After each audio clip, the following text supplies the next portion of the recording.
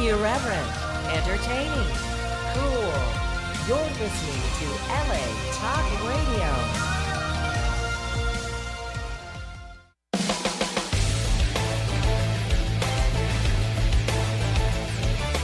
You're listening to the Sheena Metal Experience with your host, Sheena Metal, right here on LA Talk Radio. That's right. It's the Sheena Metal Experience right here at LA Talk Radio. For more info on the show, latalkradio.com, SheenaMetalExperience.com. Don't forget to email me and let me know what you think of the show and my wonderful guests. I love that story. If you're looking for me online, it honestly couldn't be easier. I'm just at Sheena Metal everywhere. I'm also the founder of a movement of peace and love and kindness and unity. We're at IamRaisingTheVibration.com and at our new nonprofit hub, which is RaisingTheVibration.org. I also am a working psychic medium healer, light worker.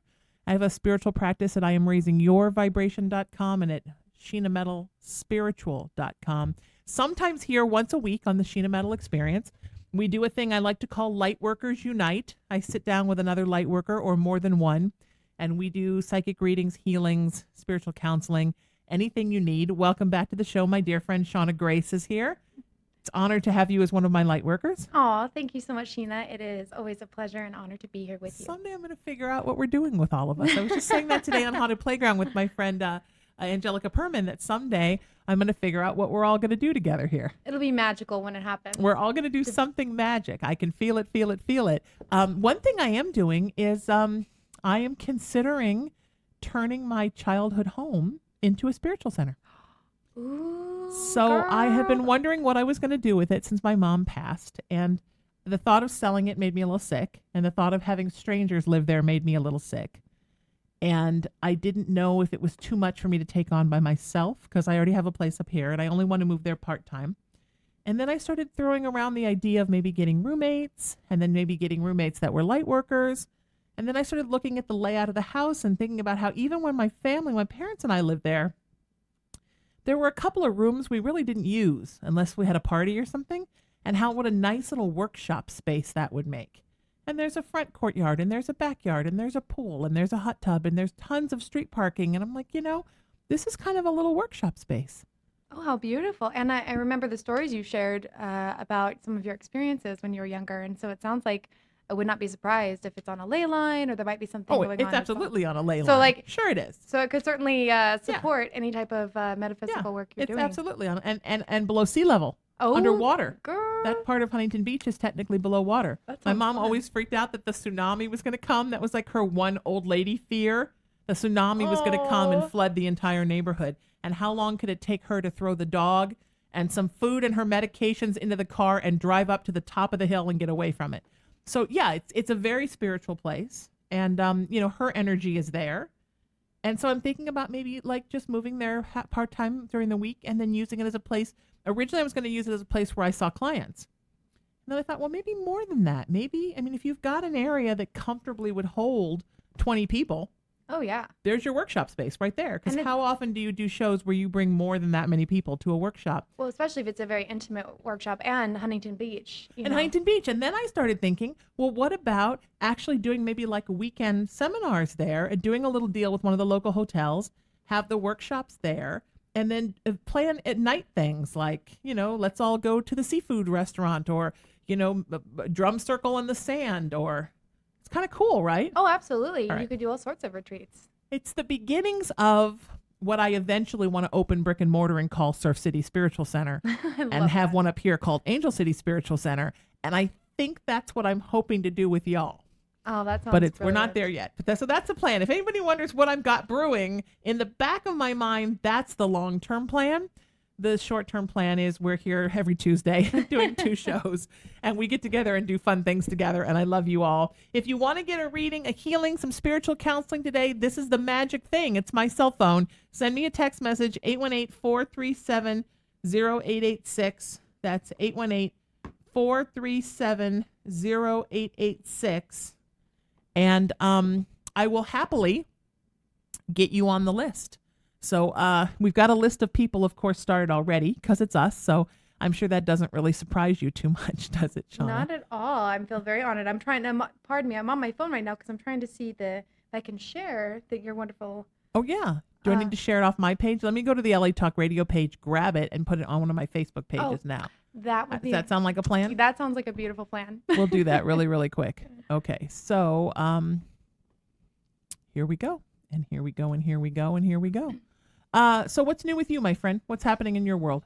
Oh my goodness, what is new? Well, I am putting together the final pieces for my upcoming membership site, which I'm really excited to be able to offer to my fellow empaths, lightworkers, heart-centered Nice. entrepreneurs. It's going to be a really great opportunity for people who, regardless of where they are in their own spiritual journey, a place to come to really get amazing tools, techniques, finding what resonates with them that can be really supportive in them fully owning who they are and finding your own autonomy while being empowered and in integrity with your natural heart-centered being, if you will. So I'll definitely be sharing more when that is finalized, but I'm super excited about that. Definitely, on the artist side, creating some pieces, getting some shows going. So I'm excited about that as well, Nice. So here in LA, as you know, we always have multiple things happening, but 100 things happening. I always. love it. Yeah, I just launched my Good Vibrations crystal line. Nice. I have 4 sets right now. I'm working on a 5th, and they are available for purchase, and they're charged and blessed and cleansed and ready to go. I have a grounding set, a cleansing set, a connecting set, and an uplifting set. Ooh. And then the next thing is I'm going to start working on an oils candles line called Good Scents. Oh, lovely. So that's what I'm working on, but we're not there yet. And then eventually a book line called Good Words. That so is that's beautiful. where that's that I've just come up with. So And that's when we talk about affiliate marketing. and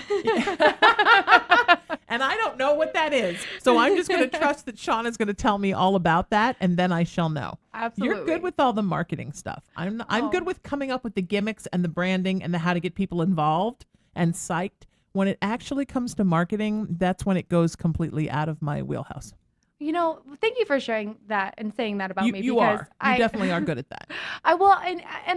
It's a journey, as with any type of skill or knowledge. It's, and I think it's so easy for us to, when it's our product or our work, kind of wanting to, doubt ourselves or kind of go into that pattern. But in truth, what I found to be the most helpful when it comes to just marketing, whatever your service or your, outlet is, or your occupation, what have you, is tuning into your intuition, tuning into what feels right for you. Because the problem I used to run into was I don't want to be doing what I quote unquote am supposed to be doing if it doesn't resonate, if it doesn't feel authentic. And so if authenticity is part of you, own that, and I find the rest flows. Yeah, I agree.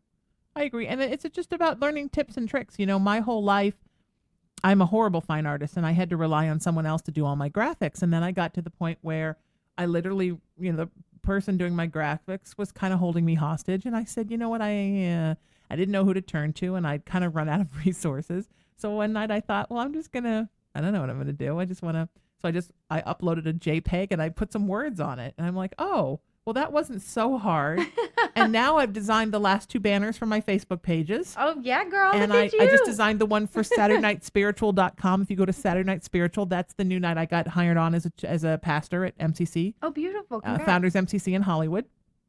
Thank you. And so you can go and see the banner I created. And I did the one for my web series Altered with Carolyn Hennessy.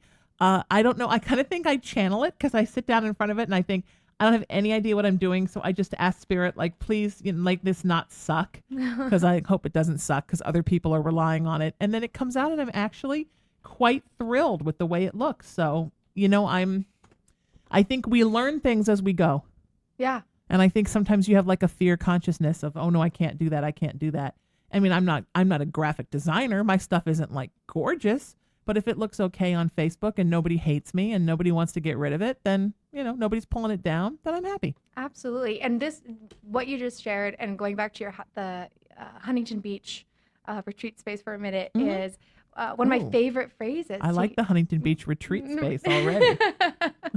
One of my favorite kind of phrases and ways in which I, kind of ask for the universe / God, creator, source, whatever vernacular you prefer, in connecting, or when trying to figure something out or find the solution or move forward, is I'll say, Creator God, what possibility can we create, or what would it take for this to happen, right? And so by just putting it out there, you're keeping it positive, you're having that clarity, and then you just allow yourself to be open to, the science, open to, the next steps, because things always present itself. It's us that usually kind of can easily overlook or miss the signs unknowingly.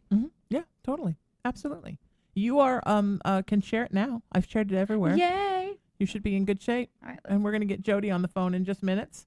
Again, 818-437-0886. That's where you go if you want to get on the air. You have to send me a text message. Can't call because I'm on the air. I can't call you back. You can't call in because Skype is weird. So we have to call you. So just text me your name. It's always good to text me your first and last name, because then I can put you in my phone, because you can imagine, like, there's a lot of Marys in my phone, and there's even a lot of Sheenas in my phone, believe it or not. That's how many people are in my phone. Plus, I also have to put you in our Skype system, and that's how when I go to call you, I know one Danielle for another, and I know one Lisa for another, and I can tell everybody apart. I can tell one Shauna from another. That's how it works, my friends. All right, so we're going to get Jody in the system. I'm excited about everything you're doing. You don't mess around. Me? Little old me? I choose to be committed as best as I can. And it's not always easy to do that, because I feel like, especially if you are an empath or you're sensitive or just a person, right? We get so in our way. But if you can just find a way to be graceful with yourself as best you can, because one small step makes such a difference. I agree. Thank you. and giving yourself cutting yourself some slack. We don't cut ourselves enough slack. We cut everybody else in our lives so much slack, right? And we don't cut ourselves enough. And that's kind of a thing that I think just people do. I think it's a thing empaths do, especially. Yes. People in general, empaths specifically, we do not cut ourselves enough slack. So, and it's important that we do that. My mom had this wonderful expression. She would always say, like, give yourself a break, kid. And I swear I say that to a client almost every single session, because people are not giving themselves a break, and they're taking on everything and all the isms of others and all the energy of others, and not being kind enough to themselves. And it's such an important thing that we as light workers completely give ourselves a break, because we're not here to run the entire world, Absolutely. And have we honestly been taught? A lot of us we're not taught those skills, Sure. And so you have to. I was lucky that my mother was a psychic medium and a teacher and a therapist, and she taught me all that stuff. That it's so important. I don't think anybody ever gave her a break or taught her, so she almost never gave herself a break, which is, I think, why she taught me to do so. And even so, I haven't as much as I probably should. So all of you that are watching right now, all of you that are listening on LA Talk Radio right now, give yourself a break. That's my message for today. That, and what is going to be the June 15th is my first Saturday Night Spiritual at the Founders MCC in Hollywood. Everybody come. And the good news is, I hope you will come. The good news is, if you're not in the Los Angeles area, we're going to broadcast it live. Oh, nice. So it's going to be a worldwide service, speaker, music. I'm going to do a blessing. And it's kind of my first real-time throwing church. My vibration gatherings are kind of throwing church, but this is going to seriously be some real church. And I'm so proud of this night, and I'm so proud to be a part of this wonderful, huge, established church that was founded by LGBT folks that got kicked out of their own churches. Oh, wow. And became a place for everyone. Now is becoming an interfaith place for everyone. And it's just going to be, all about love and all about healing. And the first sermon is going to be about you are enough. Because I think people don't spend enough time realizing you're enough. So all of you that are listening right now, watching, you're enough. Take that with you. That's the most important thing. Jody, welcome to the show, my friend. How are you? I'm pretty good, Sheena. How are you? Good. It's good to hear your voice. Say hi to Shauna, and how may we help you, my friend? Shauna. Hey, Jody. Thanks for joining us. Well, thank you for having me. I had a stroke back in April. So sorry, my friend. Yeah, I'm in my mid-40s, and I guess it was my second stroke. My first one, I lost part of my vision, but I didn't realize it. Oh, wow. I went to an eye doctor appointment.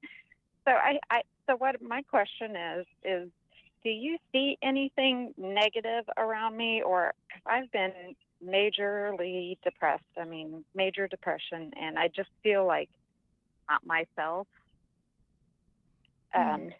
You've been depressed since the stroke? Out of it. Oh, since before the stroke. Yeah. Yeah. But yeah. For about the past year. So I just feel like, I don't know if there's something that's like around me, surrounding me, or I don't know. Like a stroke demon? I don't know about stroke demon. You don't have a stroke. Maybe it could be. I'm just kidding, everybody. There is no stroke demon. So this is what I'm feeling, sweetheart. You hold on to a lot, and you don't ever let anything go. And the pressure that builds up from spiritually and emotionally holding on to stuff literally can cause a stroke. You know, it's sort of like how if you're stressed out and you've got your fist clenched and you've got your eyebrows squinched and you've got your face squinched, just like a face I'm making on Facebook right now, and you do that for a while, you literally will give yourself a headache, a neck ache, your hands will hurt, your shoulders will ache. If you're emotionally and spiritually and ethereally doing that enough, the energy can literally give you a stroke. And I don't know why it is that you do it, love, but man, you can hold on to things like nobody's business and not let things go. And I think what the universe is trying to show you through this stroke, through literally taking you and shaking you, is, sweetheart, you have to let things go. And I think your fear that something negative is around you or that something negative is tormenting you or attaching to you, I think that the inability and the fear of letting anything go is just manifesting that way. Like you would rather think that you had a spirit attachment than that you're just holding on to stuff. So you're even trying to hold on to a spirit attachment that isn't even there. Does that make sense? All right. And I'd full on tell you if you had an attachment. I mean, I would tell you if you had one. But you don't. You're just not letting things go. And I think that there's almost a fear for you in the exercise of letting something go. Like you're so scared that it'll be even worse when you let it go. It's kind of like when you feel like you have to throw up. And there's this minute where you panic because you somehow think if you throw up, you're going to keep throwing up. You're going to throw up your insides and then you're just going to die. And then after you throw up, you always feel better. But there's that minute right before where you just panic and you're resisting doing it. I think for you, it's like that with emotional and energetic stuff. You don't let go. Yeah, I think I have a fear like I don't know how to do it. I've written things on a piece of paper or burned them, but I don't feel like I'm truly letting them go. Yeah. You know what I mean. May I jump in for a minute Please. as well? No, please. I was going to throw it to you right now. Oh, you're so sweet. The other thing, too, I just want to say, and of course, for legality reasons, we certainly have to say we know neither of us are medical doctors by any means, and it's very important that you speak to your medical professional. All of that being said, you know, it feels with where you're at right now, Jody, this is really an opportunity to take the self-care and the self-love to a level that I don't know if you've ever really gone to before.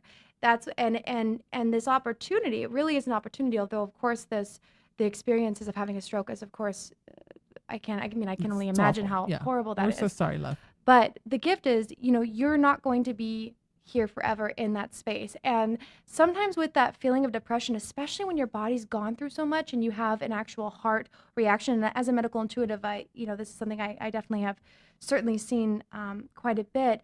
The next part of your healing is going right off of what Sheena said, is finding ways of either relearning or learning in a new way how to consciously let go. And that was part of your question. So I'd love to maybe give you a couple tips that you could maybe work with, some tools and resources. But one of the things I have found, especially with heart stuff, is, you know, starting your morning. And literally, if you're willing to do this for at least 3 to 5 days solid, I would personally love to hear what that experience did for you. But one of the things, especially if you are dealing with depression and feeling stuck, feeling heavy, all of that, almost like this dark cloud is around you, which especially when you are kind of in that cycle, I mean, at least from my experience, when I've had moments like that, it's like, oh, I can't shake it.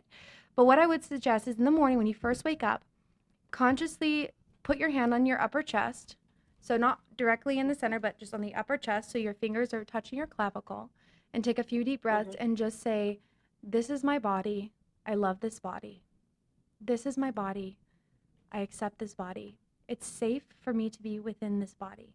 I love this body. I accept this body. And repeat beautiful. That. Beautiful. And then Thank you.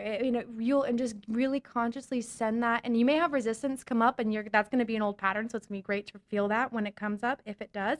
But then keep saying it, and then what I want you to do is gently take your hands and touch your chest, gently caress your arms, and you might feel awkward at first. It doesn't matter. No one can be around, and literally just like gently, lovingly touch yourself. It's okay if it gets sexy. Yeah, it's if all it right. gets We sexy, won't go tell. for it. Yeah. It's okay if it gets sexy. And just and really just say, this is my body. I love this body, and see and play with changing the my to the or a, right? So this is a body. I love this body. This is my body. I love my body. See what happens and see which one's more comfortable.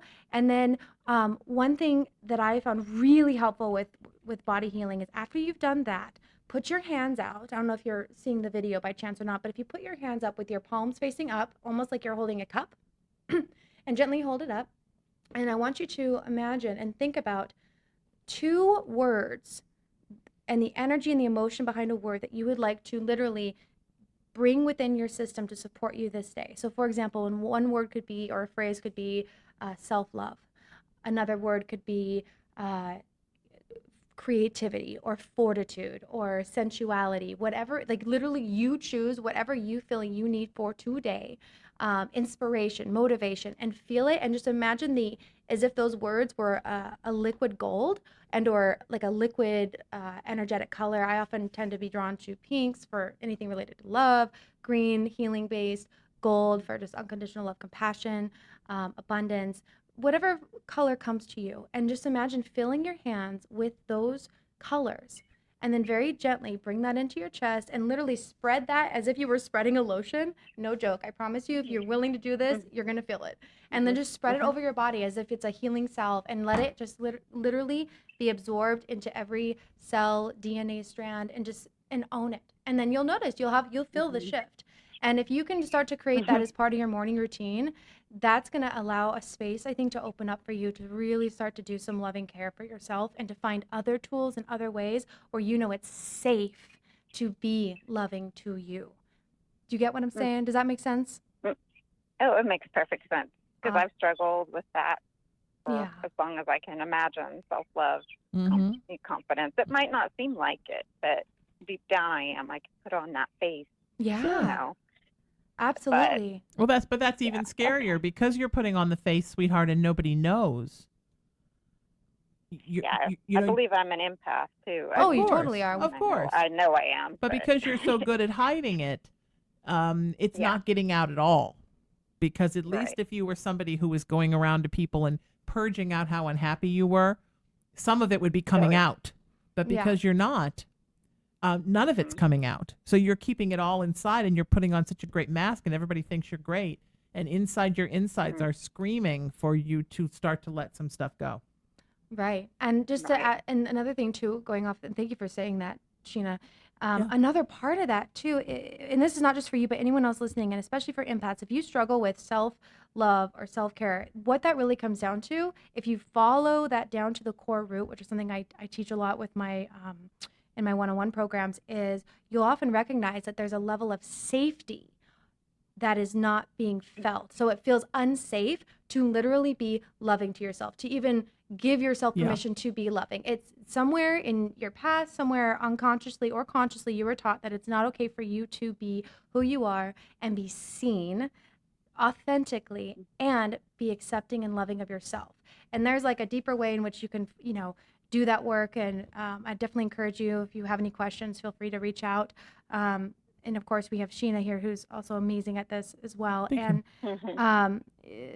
But starting there, and so really saying it's safe. It's safe for you to love yourself. It's safe for you to say who you are. And also with sharing when we're in pain, this sometimes, especially with us who have seen people utilize that victim mentality to a level that maybe got not only a bad reaction, or you heard, something, you may have seen someone who was in trouble and say when you were younger, they were treated like, oh my gosh, they were rejected because of it. It could be anything.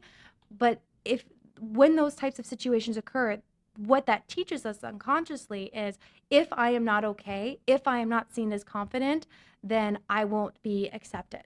Our fear of being connected comes up. And so instead of being authentically like, this is what's going on and it's okay, we don't speak at all, and we hold it inside, and then that bubbles and festers. And you deserve to be seen and loved, and you are, for you are so much more divine than I think you even realize at I this time. completely agree. I couldn't agree more. And that's part of the holding, sweetheart. You're holding on because you're so scared to let go for fear that it's going to turn out like that you're just a big pile of shit. And, because we fear that, right? I mean, I say that. Well, no. I don't mean to be obnoxious, but you know that on the head. Mm-hmm. But we fear that. That's our worst fear, is that someday the whole world is going to find out what we secretly fear, that there's something really wrong with us. But the truth is, there's nothing wrong with us. We're exactly as we're supposed to be. We're exactly as Creator made us. We are who we're supposed to be, and we're beautiful. And I think you're going to find out when you move through that wall of fear, sweetheart, that what lives beyond that wall of fear is such a beautiful thing. And it's going to change the way you feel about everything. And all your little, veins and arteries in your brain are just going to open right all up and let all the blood through, and no more problems. Yes, absolutely. I mean, you're surrounded by angels. As I tune into your energy, I just see so much this beautiful yellow and gold energy really coming in, which for me also very much. Yeah, which very much just gave me. Oh, good. Yeah, girl, you're naked. You can feel no, it. I have chills because when I had my stroke, the minute they removed the clot, I saw lightning in my head, and it was just hard to explain, but it was gold lightning with green. I mean, the background was green. Oh, and I know that green with the angel and gold. Raphael. Yeah. Archangel Raphael. Yeah, you very much connect with the angelic realm. So I would encourage you. You have a posse, literally, all around you, and I'm definitely feeling, of course, yes, again, you already know Archangel Raphael. I do want to mention too Archangel Gabriel for you to reach out to and connect with, and maybe if you haven't already, explore Archangel Gabriel, because Archangel Gabriel also very much works with not only the creative side, but her name means messenger of God. And I say her because Gabriel is a very unique angel that often comes through as either, feminine aspect or male aspect, depending on what's going to be most comfortable for you in that moment. So for me, I used to always see Gabriel as female, but I also know people who also see Archangel Gabriel as with more of a masculine quality. Do you think all angels are kind of non-binary? I certainly do. I mean, I don't really think of angels as having a gender in a way. Correct. But they do have energy. It's so it's I like think that Archangel Michael has more of a masculine energy because he's a warrior. But absolutely. But and I know with Gabriel though, it's when, and I'm for my sake, I'm just going to say when she comes through, there's been a lot more stories and so forth about the differences in the divine feminine versus masculine aspect, and you even see it a lot in just art and depictions and in history and so forth, as the messenger of God. And so, her aura often I find to be of this beautiful kind of like a yellow, almost like a really bright yellow, kind of like the cleanest trumpet you've ever seen. At least that's the way I describe it. And so, to me, that's also a message for you to really give yourself permission to find your truth and speak it. Start to learn to speak from your heart. Allow those words to come up and out, which again goes back to speaking where you're at, right? Allowing, because you have a message to share. So girlfriend, let yourself share it. And even if you have to start with writing or just sharing with someone who you are very close to, who you trust, who will have space for all that you are, do it. But that's going to be, I think, absolutely part of your healing journey. And Gabriel and Raphael are definitely working with you in not only as a channel in healing, but also to help open up that beautiful throat chakra and that heart chakra, throat chakra connection that you truly have, so you can get those messages out. And by this time next year, if you allow yourself to go down this path in a way that resonates and feels right for you, and take the action, even if it's just one little step at a time, you're going to be in a completely different space by this time next year. Okay. All will be well, my friend. Jody, you take care, sweetheart. We love you so much, and we're rooting for you, and we're thinking about you, and it's going to be okay. And just try to switch your fear button off a little bit, because there's no need to have fear, sweetie. You're well taken care of, and everything's going to be okay. And just let it all, take a big old spiritual laxative and let it all go. That's what I need to be. That's what I need to be marketing, spiritual laxative. Yes. Because you just need to, yes. Now in suppository form. Because I just think we tend to hold on to stuff. Yeah. And some folks hold on to everything. It's been a process for me to learn to let go. Oh my goodness. I mean, I used to hold on to everything and just hold on to everything. Every problem I'd have with somebody, I would hope it would get resolved someday, and just wishing people would change and be nicer. And I just, I don't have time to sit around and wait for all that anymore. I send them all love in an ethereal sense, and then I move on. Oh, absolutely. Okay, I'm going to be like full hashtag no boundaries for a minute. But on that note, girl, here we go. I was, speaking of like having a hard time letting go, I was such a constipated child. Really? So unbelievably so. And I think also combined with a touch of OCD, to be perfectly frank. Okay. And I share this because I know so many empaths, either when as children or even in moments when they're adults or sometime in between, but like a lot of them have struggled with bowel related tightness or not letting go. And that very much connects to that. And it wasn't until I really started doing this, giving myself permission to learn how to let go. Cause there was a part of me, like the little girl version didn't know it was safe to. Mm-hmm. And so, if say anyone out there is also struggling with that or has that in their history, this is definitely something to let just it go, my friends. Just like the girl from Frozen said, let it go, let it go. Do you remember that energy? I think I was on your other show we did last time I was here, but the conscious releasing where you bring it down, you bring it down into your root chakra, and you kind of take a nice deep breath after you've sent beautiful roots down from the soles of your feet, and just take a nice deep breath in and go. And just imagine just letting it all go down into the earth. That's okay. So oversharing. So I was the opposite. So either I'm part goose, or I think I would panic, and then I would just panic, and then everything would just leave. Oh yeah. So I would panic in a different way. I would be like, oh my God, and I'd be overwhelmed by everything, and then. So I've noticed since I've literally taken a chill pill ethereally, and I don't sweat the small stuff anymore. I don't have that same problem.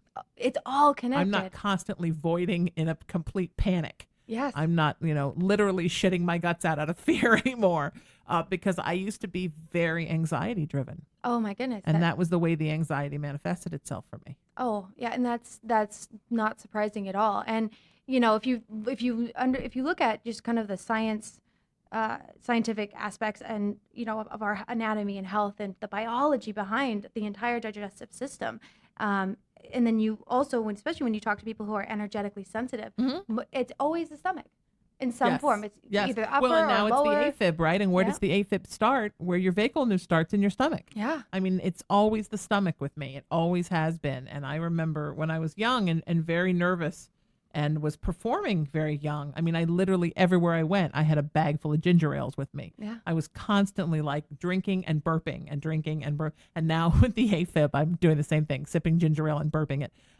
Luckily, that doesn't happen very often, but still, it's been a thing for me, I think, in my life, the struggle with the anxiety. And now, I got to tell you, the world still scares the shit out of me. Yeah. But now it's more like I'm watching a movie that's scary. So I can feel it, but I know how to separate myself from it. The world's a scary place. And if you're feeling everything in the world, it becomes even that much more scary. Oh, yeah. And you often can just, there's so many aspects. And I'm so glad that you're talking about this. Because, especially with empaths or anyone who's energetically sensitive. And I think most, honestly, children in general are until we learn how to, like, it's not okay. And then it gets shut down. But what happened with me is, being a little kid, seeing spirits, having that ability and feeling the emotions and pain and illness and whatever around adults and whatnot, it was so much easier to just go inward and to be self-deprecating, because if I took my focus on how not okay I was, then that muffled the pain and recognition of what's mine and what's not. And, that's unfortunately, a lot of us empaths are in the process of needing to heal that and going back to that, actually learning the self-care. And I'm so grateful it's a trend right now, if you will, because a lot of people are doing it. Yeah. It's part of the awakening. I think it's going to be a necessity for the inevitable survival of our species. We're going to have to learn to take care of ourselves, or we're going to burn out like a T-Rex. Yes. Don't burn out like a T-Rex, people. All right. If you want to get on the line with us, on the air with us for a free reading, a spiritual counseling, a healing, some great medical intuitive advice from Shauna, a lot of really sarcastic crap from me, learning to laugh at your own spiritual foibles with Sheena. 818-437-0886. Just send me a text and I will happily get you on the list. And we're going to get Cara on the line now.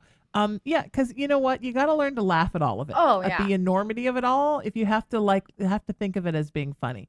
Also, I was taught by my mom to look at the world as a sort of as a funny. She'd say, just keep laughing. It's a wonderful survival technique. Also, when you have a very serious Aquarius on the show, you have to have the Aries cutting it up too, because Aquarius and Aries are a great team. And my moon is Aries. Oh, wow. Okay. Oh, girl, I'm happy. We can go goofy too. Nice. We do when we hang out. We always go goofy. We're going goofy here too. I love it. You're really We talk good about poop, letting me so say it's fine. Exactly.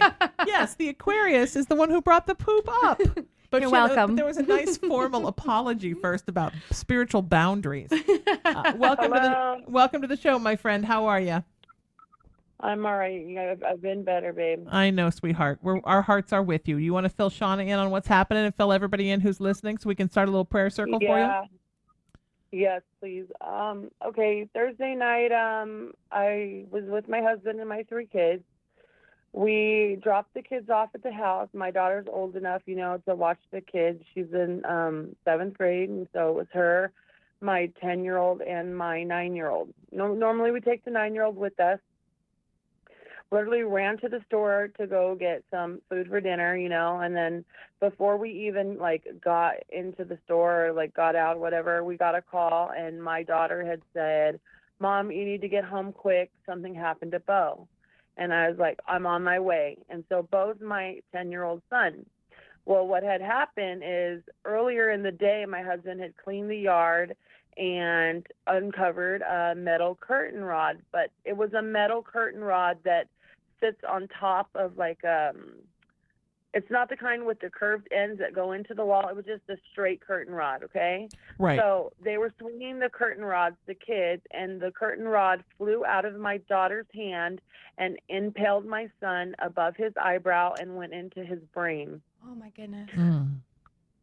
So it went in 4.5 inches into his brain. Sweetheart. And fractured his skull. And a piece of his skull literally went off and impaled him in his brain. So there's a piece of skull inside his brain, deep in his brain. Mm-hmm. And they need to get that out. That part is non-operable. They cannot get that out because it would cause more damage to get that out. And it's literally he was literally so bad, he literally stopped breathing for a while the second night. And they told us it would get worse the first 2 nights after, and it did. I tried to go home, and then he literally stopped breathing, and they put him on the vent again. I had to come back and see that this was going on, and then I was losing my shit. Pardon my French. No, please. But of course, honey. Scared, and then so he was just flailing everywhere with his body because of the brain trauma, and then so now he's kind of coming out of it a little bit, but he's still got pieces embedded in his brain that they can remove through surgery, but it's going to be a dangerous surgery because it's by the sinus cavity, and it can create leakage through cerebral brain fluid, I guess. Mm-hmm.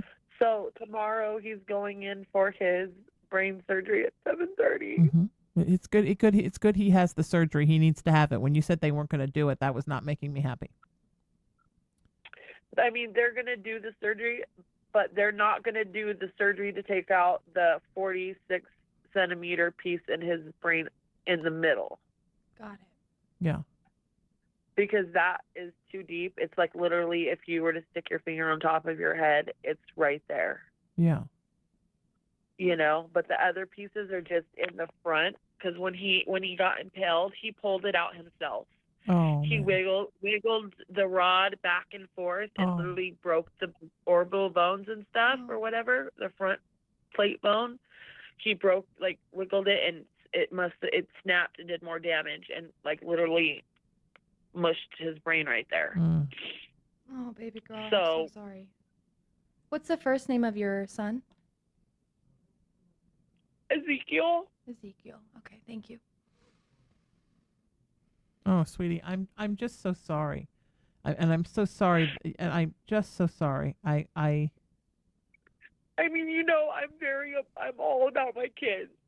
I know. And I'm know, always like everything about my kids. And now like CPS is like questioning, like they're like doing an investigation, and like I'm like, why are they investigating?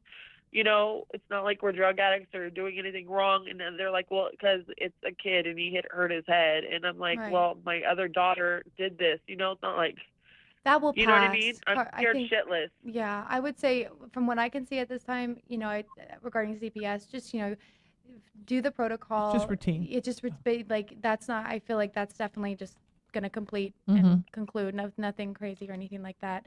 I'm just sending so much healing love and just asking all of your angels and all of the angels just to surround your whole family right now. And of course, sweet Ezekiel. It's so funny, and I have no idea if you even know who this person is. And I don't normally like to jump into a lot of mediumship always during radio shows, just because it's a lot of energy. But I keep seeing this very strong figure of this woman. I believe it's on your, it's definitely on your side. Yep. I think it's on the, also your, like, it feels like a female line. So to me, it's like mother. It's your mother. Yeah. My mom. It's your mother, sweetheart. She just passed away. Okay. She just passed away in March. Yep. Okay. Thank you for validating that. It's because her. She's right. I just, it's overwhelming. I just have to say, she is right there with him. Yep. Every moment of every minute and with you. I mean, I'm just seeing her completely surrounding, and she's also making sure that when the surgery happens, I keep seeing, like, excuse my language, I'm saying she's going to make damn sure the surgeons like do the surgery in the best possible way imaginable. Like she's gonna hover, completely guiding. Yes. So I just have to that's very important that that's being shared with you as well. Last night when I was in the hospital, and I mean, I can sense spirit, and so I'm going to tell you what happened. I was sitting there, and I felt like my grandmother was there, and I felt there someone rubbing my back. Yep. And I felt like it was my grandma. Was it my mom or my grandmother? Can you tell me that? Your mom. Yeah, your mom. It's your mom. My mom? Yeah. Remember your mom came through last time and you thought it was your grandmother, and I was like, no, it's your mom. There's a grandma there too. Yes. You like, and it's so interesting because like the energy is like mother. So you have like a very strong group of women with you, and they're the way I'm seeing both, I'm feeling your mother obviously a lot more. She's right there next to you, and grandma's there too. But it's like both of them I'm feeling have found, since going home, right, going back to source, they really found this whole other level of just strength, like this amazing wise strength and wisdom and just loving protection. So even if they weren't very close. Yes. Absolutely. They're close now. Yes. Oh, yes. That's what's so beautiful. Because I wasn't very close with my mom, so I would expect my grandma to come through before my mom, but I know my mom apologized to me and said that she's sorry because she couldn't be the mom that I needed her to be. Absolutely. That happened last time. Yeah. She's always saying that. Always saying that to you, sweetheart. She's always trying to get you to listen. And there's a beautiful opportunity for us. Oh my gosh. I forgot to tell you guys this. You know how my mom was a big country, she was a big country fan. Last night the TV turned on by itself with the nurse and me right there, and no one was by the remote, and it turned on country music, Sheena. Hello, Mama. She's and I was oh my goodness. Whoa. My mom was also a big country music fan.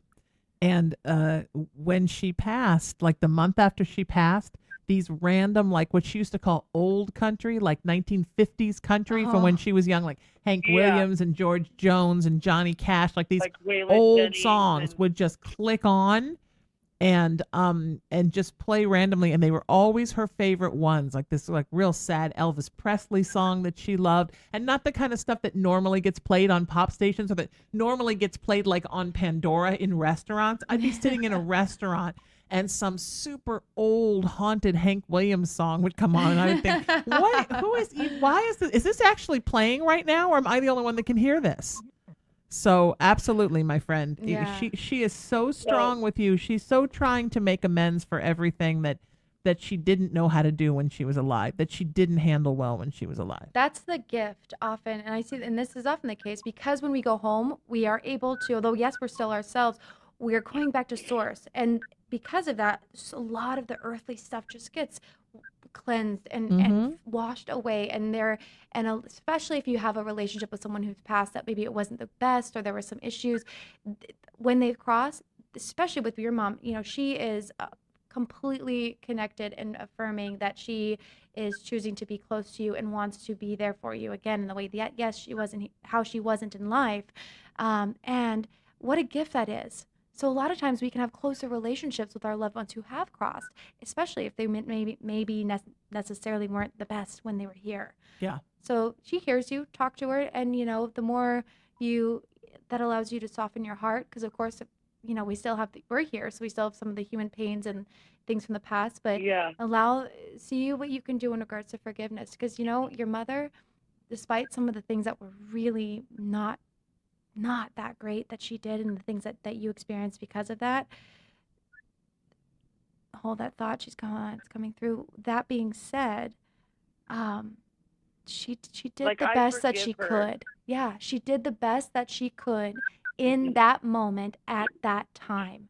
And that best maybe wasn't a best to us at all or to you, right? But that if we can see it from that place, it's going to allow you to have even more levels of like releasing and forgiveness and connect back to that beautiful unconditional love that on a spiritual level, on a soul level, you absolutely have. And grandma's right there with you. And they also have they've also released and have found some beautiful healing in their relationship as well. Mm-hmm. Mm-hmm. Yeah. Can you tell me if my cousin Donno's there? Donald? Donno. Oh, Donna, Donna. He's a boy. His name's Donno. Oh, Donald. Oh, Donald without a D on the end. Yeah. Okay. I'm actually with my aunt, and it's her son. He passed, but he would probably be there because she's there, and we're really close. So absolutely. I'd imagine he'd be there. Donald is such a good Irish name. Oh, that's such a beautiful. Good Irish name. Oh, I love that. He's not Irish, but he's Chicano. Yeah, but he got an Irish name, my friend. That's true. Let me just see. It's Donio. There it is. Oh, okay. That's why I'm like, is it L-D? I thought it was Donald, Donal. Isn't it funny how I hear the Irish and then name? I'm hearing a D, and then I'm like, oh, is it an A? Like, Lord, we all have our gifts. Sometimes apparently hearing on this plane isn't the best. He's around your aunt a lot, sweetie. Yeah. He hangs around your aunt quite a bit. So where she is, he usually is. Yeah, and I'm seeing her if she's open to this, because I'm just having to switch energy since was focusing on your mom and your We're right grandma. here together, and we're both empathic. So beautiful. Put your hand. Tell her to put her hand to the right, so with her palm out, and just take a moment and just let her hand sit there, because he comes through on the right, and like on her right shoulder almost, like. And just kind of without judging, just kind of notice you're gonna probably feel a gentle kind of a tingle, maybe a slight warmth on the tips of the fingers, sometimes even onto the palm. Everyone feels slightly different. Sometimes even people feel it a touch cool. Just let your hand kind of go there. He's just hanging out right there. And this is also something that she can absolutely do when she's alone. I'm just wanting to be close to her son and ask him to please be with you now when you're alone. But he's right there. If you put your hand up and over, just kind of, and just breathe. It's easier if you close your eyes. There you go. And it's very, very, very subtle, very soft. But this is also a way to open your clairsentience a little more too. When I felt the hand on my back, it felt almost like a tingling. Yep. Yeah. Like a rubbing, like a tingling vibration almost going through my back, like someone was rubbing, but there was no hand. And I've never felt that before. Yeah, that was very, very strong. Because if you think about it from an energetic perspective, right? Because energy can either be created or destroyed. When our loved ones come through, there is a sensation. There's an emotional, you often will have also an emotional connection, sometimes connected to the physical sensation. Often people feel it as, kind of like that tingle as well. Some people feel it with the tingle combined with like a gentle warmth or a gentle cool. A very cold, ice cold cool is a different situation from that connects to negative. more earthbounds and energies that's being drawn from you versus stroke demon. versus energy being I know that one. connected. Yeah. So, but yeah, he's doing good. It's I think that's your mother keeps coming in though. She is hovering around. She keeps moving here though. She's very outspoken. Yes. And damn it to the point. Right. She keeps pulling. She's like, no, but I'm here still. She's trying to make amends for so much stuff, sweetheart. Tell her I love her. Tell her I love her, and I know she did the best she could. But she hears you, sweetheart. She hears you. Should talk to her out loud, just yourself, because she absolutely hears you when you talk, honey. I'm stuck on the country music now, thanks to her. I love that. Oh, that's beautiful. I'm sending you so much love. Do you guys see my son coming out the same? Like, is he going to struggle? Like, he's going to have a little bit of a road of recovery, sweetheart, but he's going to be okay. Yeah. And what he really needs right now is from you and from the whole family and anyone who's willing, just send him loving support and knowing it's okay. Sending him all of the love, seeing him coming out completely healed to the best that it's meant to be. So you trust that your angels, trust that your mother, your grandmother, he's being watched over. Put all of that energy, visualize him coming out fully, because that is also that energy, that level of love and prayer will make a difference. Will come to pass, right? Yes, it pushes it into that fruition, because we're literally thinking it into existence. Yes. And the other thing too with that though, and I always say I think it's very important, in truth, only God knows what exactly when and how and where we're going to pass. For any of us. No one can ever tell you. I could keel over here on the air, which is how I want to go. But I do see him, but the fact that the way I'm seeing his energy right now is the amount of love and support that's surrounding him, it feels very positive in regards to the outcome. Because usually when He told me, Mom, my friend Francis is in the closet. And I go, Francis? And I go, who's Francis? And he goes, my friend. And this is at the hospital, right? And I'm like, okay, great. He's seeing spirit now. He's like me. And you told me he was like me, Sheena. I did. You told yes, me I did. He was someone like me. And I was like, okay. So then he goes, Mom, you know what? And I go, Leto, you're covered in the blood of Christ. Don't worry, my boy. And he goes, Mom?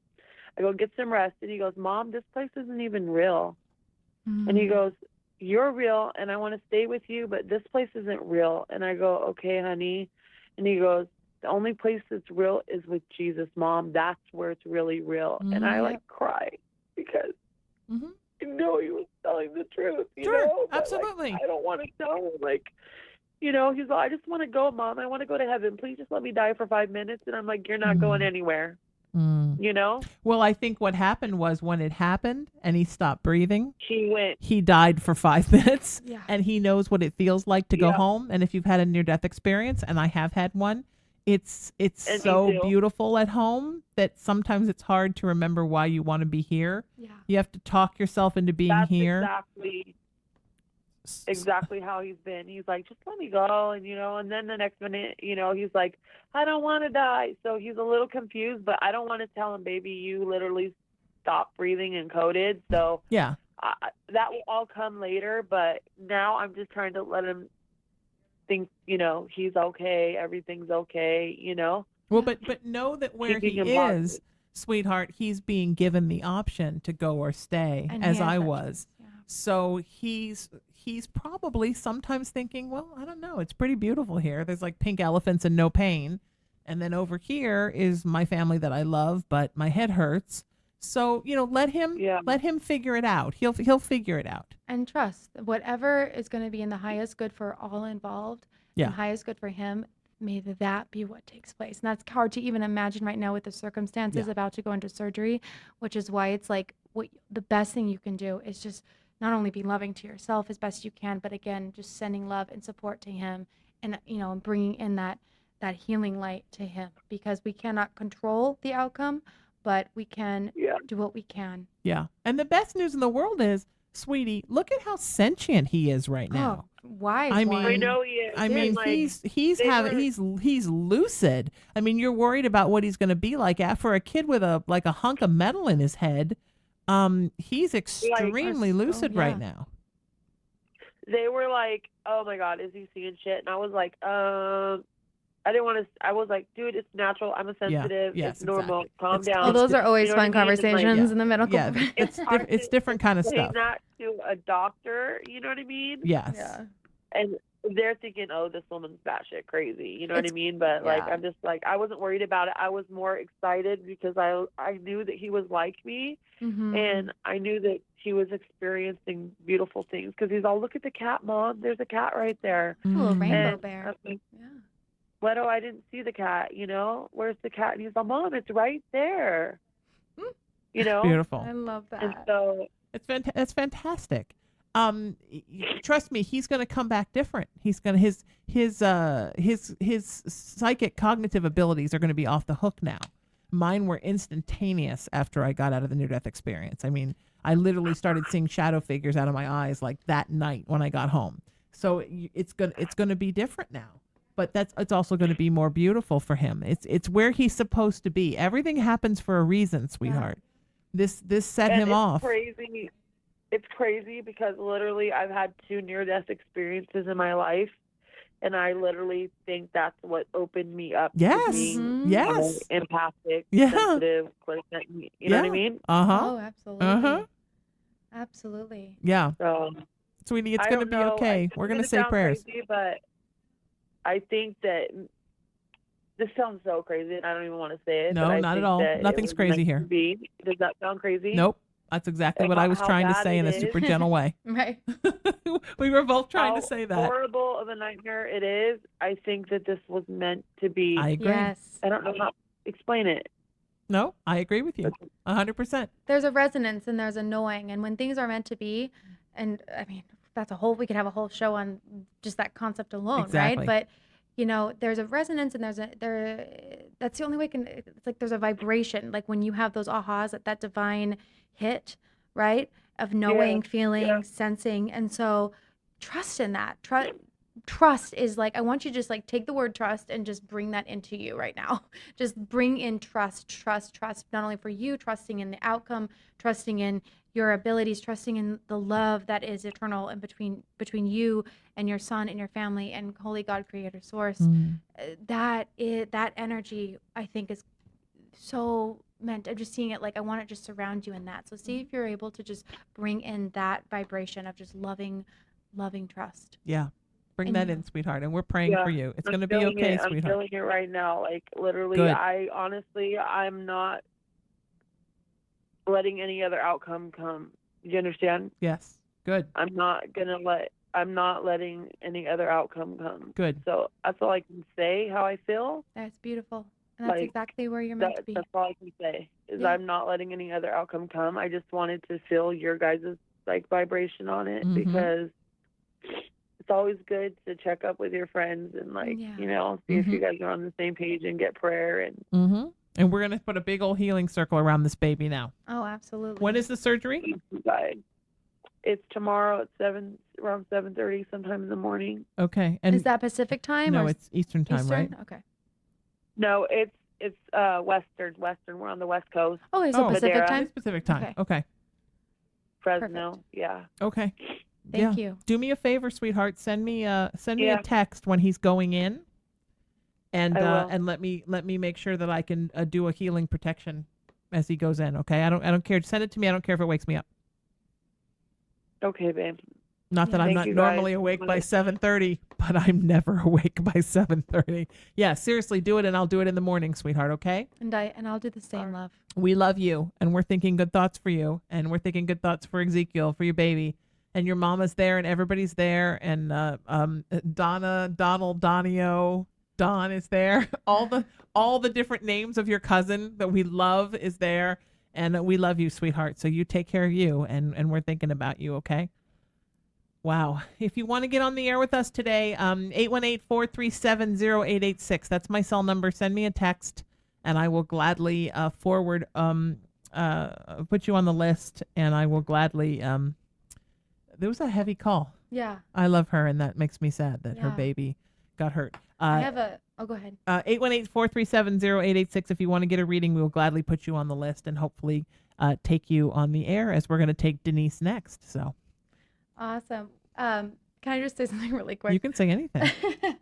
When we were talking about just when you have the gift of sight and clairvoyance, if you will, and you're in the medical profession, there's been times, not that many, but when I've happened to have, for some reason, a conversation with a psychiatrist, and then the topic of, well, what do you do for a living comes up. Oh, no. So I'm a medium. So it's always, depending on, there's a lot of psychiatrists actually that are pretty great. Not that I know that many, but wow, I could just bring this down into a whole other place. But I have the same thing happen when I'm having a conversation with a minister. Oh, and they're like, oh, what do you do? And I'm like, I'm a minister. And they're like, oh, really? What else? And I'm like, psychic. I'm like, oh, talk radio host. And what else? Yeah, because, some folks are not digging it. So, yeah. It's all about perceptions, too. Mm-hmm. Denise, are you with us? Yes, I am. Welcome to the show, my friend. I noticed you'd sent me another number, and I was like, oh, no, did she send me a different number? And I just called her on this one. Well, this one is, I can talk to you, but if I try to talk to you on the other phone, then I can't talk and see you at the same time either. So. Well, I'm so glad. I'm so glad that we caught you. What's on your? Would you turn down your phone or radio or something, honey? We can hear you in the background. Actually, it's supposed to be you talking. Yeah. Okay. All right. Turn me down because I'm. Yeah. Yeah. Well, I texted and mentioned that I had just moved here. It's going to be 2 years, and I'm just wondering if I'm going to be still living here or am I going to move? And I'm not concerned about my oldest son. My son, I've been taking care of since he's handicapped, and he's never had anybody in his life. So I'm just wondering if he's ever going to meet somebody. Oh, you mean like somebody to marry and live with? Yeah, somebody that would do it, would take care of and love him, as much as I love him, and I at one point I used to read cards, and I was reading about angels, and just kind of wondering if I have the ability, which I was told that I was able to heal, and to find myself, if it's calling for me, to do any reading or anything like that. I had never had anybody to really kind of go on with, and I just stopped. Except about you don't know what you're doing, and I stopped doing it. Who told you to stop? I stopped more or less myself. Okay. No. I didn't know. You absolutely should start up again. That's the first and foremost thing the universe is screaming is, why aren't you working in the light? Because that's where you belong. And you're absolutely a healer, honey. Look how long you've healed your son. I mean, you're very much like his light beacon, and you have kind of pulled him through this existence, and not just in the three-dimensional world. You've done it energetically too, right? Okay. Because he was very sick after he was born, and surgery and a lot of things that he's went through, and being with him, and then still nurturing him, helping him through. And I've been doing that for my own family, And that's. I'm just. Oh, I'm sorry. Go ahead, darling. Yeah, well, that's that's what I've been doing now. A lot of my family have passed, and now I feel like I'm kind of feeling alone. That I feel like I need to do something more. Well, when is it your turn? Like it's that's the thing. Yes. It's been you're at this point where, and it's just been getting, and that feeling of kind of feeling stuck and like alone, that energy builds until we choose and to say, okay, I'm going to start to take on and choose what I'm going to do with my life, because you are, and this is so common with a lot of heart-centered beautiful souls, and you are gifted. What gets in your way is the permission to give to yourself to literally, number one, trust yourself enough to even see what's possible. I do believe that, especially when it comes to be it tarot or doing any type of, spiritual modality or practice, is number one, you have to learn, right? You want to train, you want to get the tools and techniques not only that resonate with you, but come from that place of highest good. You always want to have the highest, best intention for whether you're doing a session for yourself or another person, and really get that clear. You want to always keep that intention and seen with clarity. And again, like I always say, in service of the highest good for all involved. And you have the time and the ability to do that now.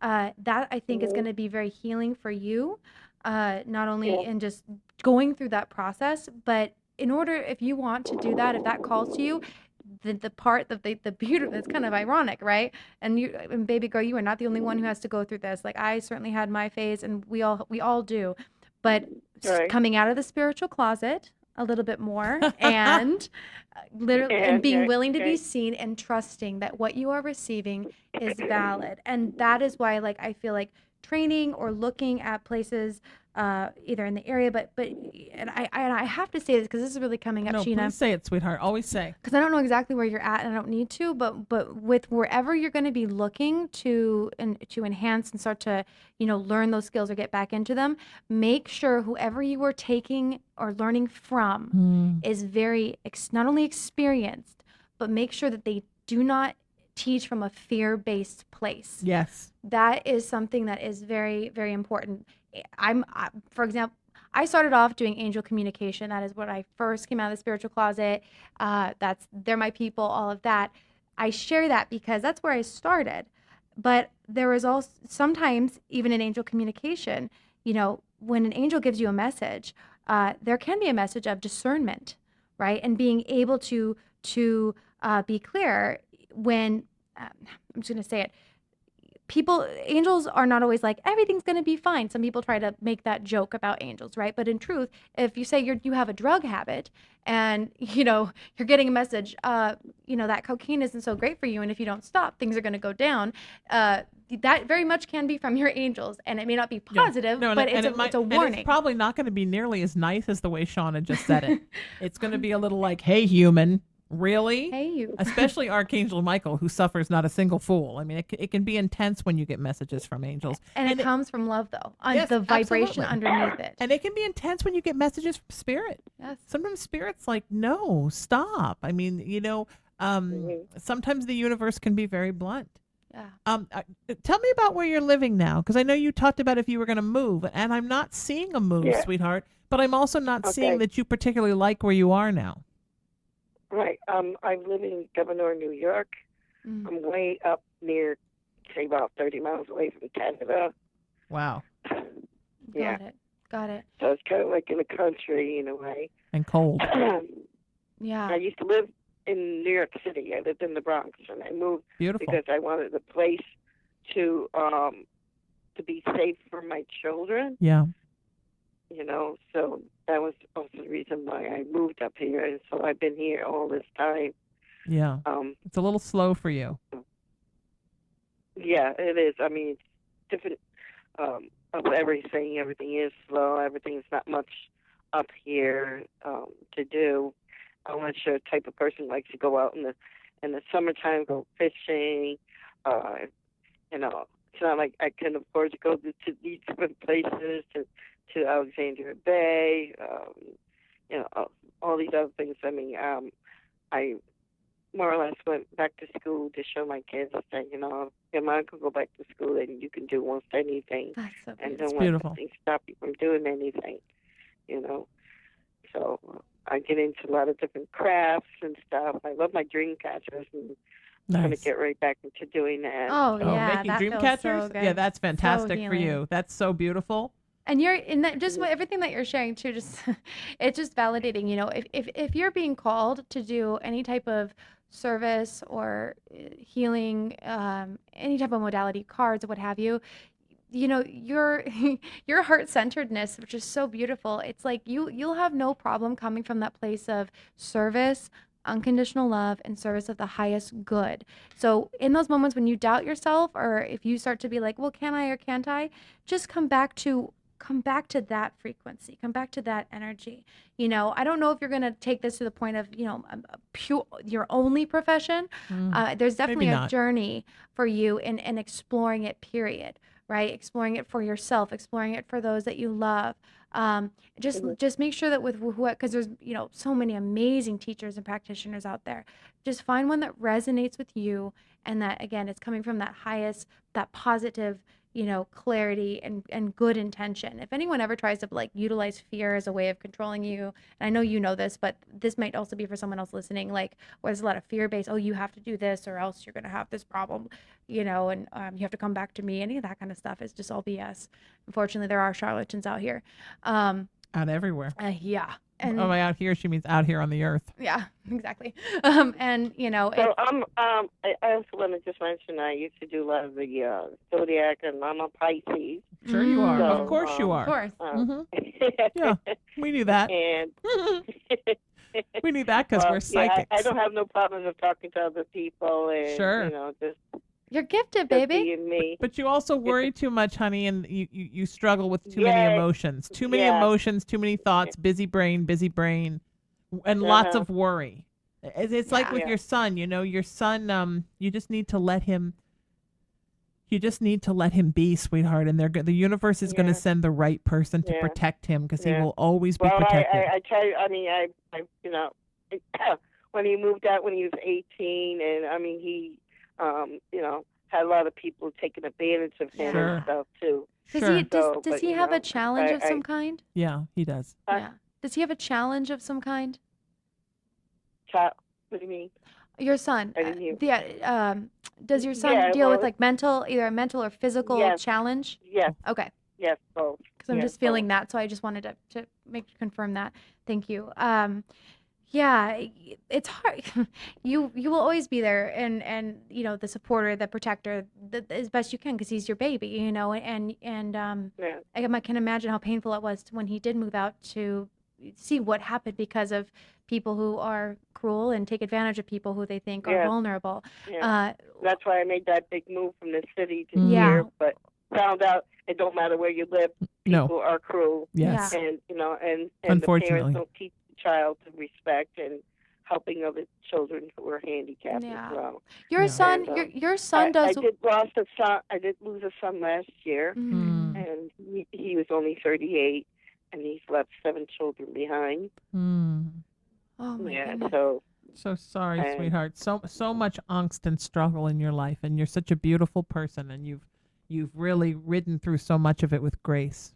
Truly, you're there's such a saint. Rode through so much of it with grace. Yeah, absolutely. And with your son that you were speaking of earlier, will he be okay? Will he meet someone? The message I just keep getting is he thrives when he experiences this joy. Just the image I'm getting is the simplest joy. And so, with him, although I know you can feel that, well, I wish there was someone there for him. I'm not saying that won't happen or anything like that, but there is, with where he's at right now, no matter whether he finds someone or not, it's in the joy that really enlivens him. He has the ability to actually be very, very present. And I would, it's really a magical gift, more present than certainly than the average person by far. Yes.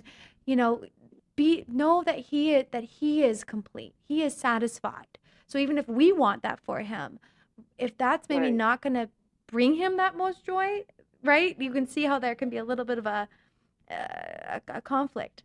So letting him be who he is, supporting him and finding joy, and let him be the teacher for you to find the joy for yourself, because you deserve to have that. You give and you give, and this story is, although the circumstances that you've gone through, my goodness, but that story is so common, and the more you can find the little joy and inspiration, even if watching him when he has those moments, that's going to bring you, that's going to open up your energy field even more. To not only feel even more comfortable in who you are in your body, your health. I also see having a lift up. I'm seeing some, I don't know, the energy almost feels like it's clearing. So I don't know if you are having any areas that feel tight or stifled, but I'm definitely seeing more just flow within you. So power of joy, my friend, that over the next 2 weeks, 2 weeks to 3, meaning 2 weeks to the next 3 months, if you can just bring in as much joy, love, opportunities, things that bring you that sensation, there's this ripple effect that I see is going to be really powerful, not only for you, but your family. Mm. Okay. I have to ask one more question now.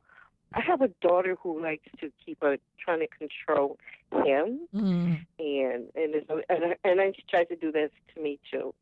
So, how am I able to handle her? Okay, you need to, sweetheart, learn to pull your energy back from her. She's feeding off reactions that she's getting from you. And in some ways she's yeah, I know. But you're Pisces. We covered that. You're Pisces.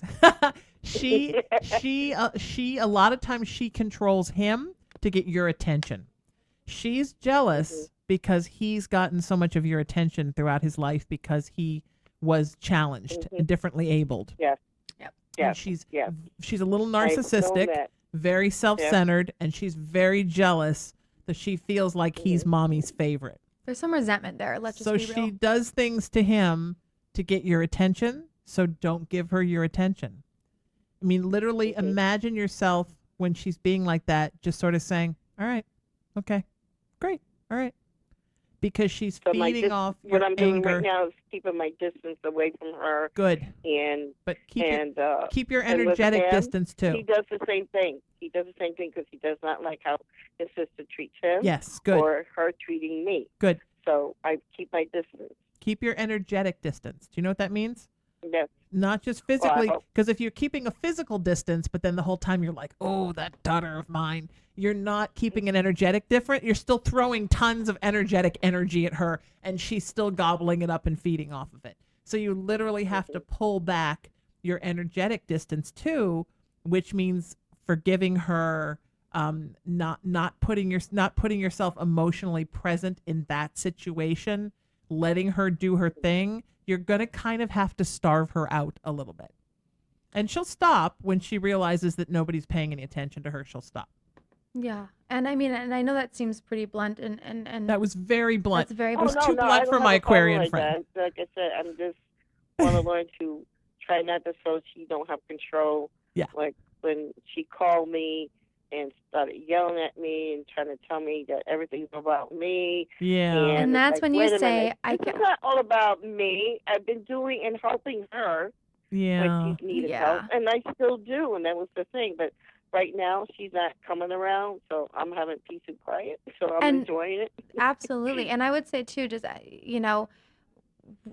boundaries, right? We all know, we don't hear that fancy word. It's easier said than done sometimes. But with energetic distance, when someone is choosing to engage with you at that level, you choose and you say, look, I love you and I love you. You're my daughter. And I will not, this is unhealthy for my nervous system to have a conversation in this way. So if we are going to have a conversation, I would like to have it be effective and coming from a positive and or open, calm place, right? But saying I love you and can definitely be helpful. And remember this phrase, this fill in the blank is unhealthy for my nervous system, right? So this is for anyone, if you're in a family gathering and there's a comment coming up and you're having that sensation where you just want to scream or punch something and it's just like overwhelmed, right? You can just get up and say, I have to step outside. This situation or this conversation is not healthy for my nervous system, because that's a truth. And who's going to argue with that? Well, I think I did it. I think I did a good thing on Easter Day. We were at my niece's place, and she was acting, with her nose up in the air, like if I done something to her. But then later on, she was picking on her brother. He got up and he left. And she was still carrying on, and like, okay, I'm not dealing with this. I walked out. I went home. Yeah. Taking care of you. And sometimes, I'm so proud of you to say that. And, sometimes it feels like it's not okay for us to do that, right? Sometimes we get stuck in, and this may not just be you specifically, but a couple other people who I can feel or who are watching might need this information as well. Yeah. We get kind of stuck in, okay, I know I don't want to be here. This is uncomfortable, but I feel either obligated, like I'm supposed to, or I don't know how to use my words to get myself in a place that where I need to be for me, right? That has to do with putting yourself first. And so, utilizing, and that term honestly has been so helpful for me, because no one can really try to argue with that. Mm-hmm. So often it's like, if you say, oh, I have to step outside for a minute. Well, why? Why do you have to go? Da, da, da, da, da, right? But when you just say, this is unhealthy for my nervous system, period, people kind of, and also it's not something people normally say, right? The average conversation. Right. People are kind of like, wait, what? And it can be really easy. So if you need something to pull out of your back pocket, I encourage anyone to try it out, and you can say it with love. There's no anger, there's no force. It's truth, because your nervous system is so connected to our emotions. And if something is causing anxiety, overwhelm, feeling frustrated, you feel like you're about to explode, this dynamic, your stepdad, your grandfather, whatever's going on, right?